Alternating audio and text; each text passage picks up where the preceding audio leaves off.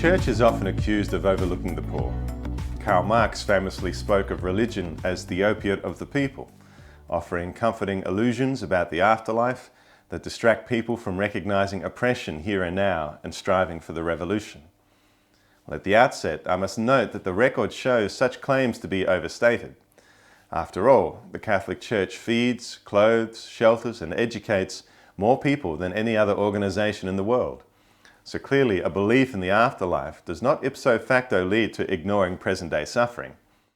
In fact, you could argue that it is precisely our belief in the life to come and the judge that awaits us that motivates so many believers to serve the poor with such vigor.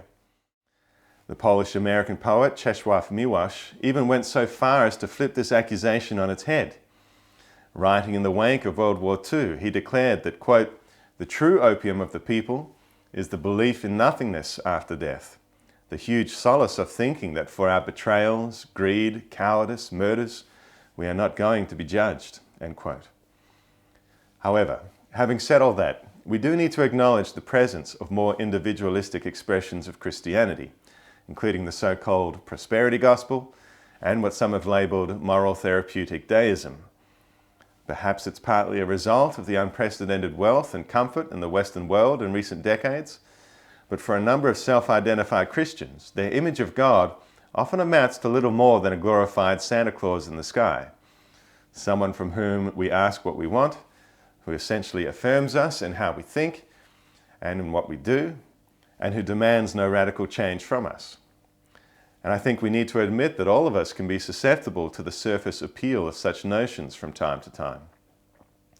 The problem is, such a comfortable, air-conditioned form of Christianity bears little resemblance to the Jesus of the Gospels, who consistently turned conventional wisdom upside down, and who offered a teaching that to this day remains social and spiritual dynamite.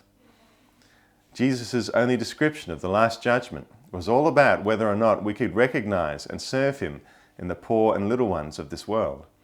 And several saints have noted that once the demands of necessity and propriety have been met, the remainder of what we have belongs to the poor. Furthermore, as has been emphasized by a century of popes, we are called to serve the poor not just on an individual level, but also in the bigger picture. In other words, we're not only called to help those who have fallen into a pit, but also to question why there are pits in the first place. We'll never eliminate all human suffering, but we do need to acknowledge that the structures by which this world is run are often harsh and unjust, and we can't let ourselves get too comfortable with them. As Peter Morin put it, we must strive for a society in which it's easier for people to be good. Now, some socially minded Christians who proclaim a radical Jesus more or less leave things here. But in truth, our Lord takes things to yet another level. The word radical means getting at the roots. And while the systems of this world are often rotten and may well need to be rebuked and resisted at times, the real root of our troubles is the problem of human sin. And this root problem won't be resolved by a new system, be it socialism or something else. When asked what's wrong with the world, G.K. Chesterton is said to have answered, "I am."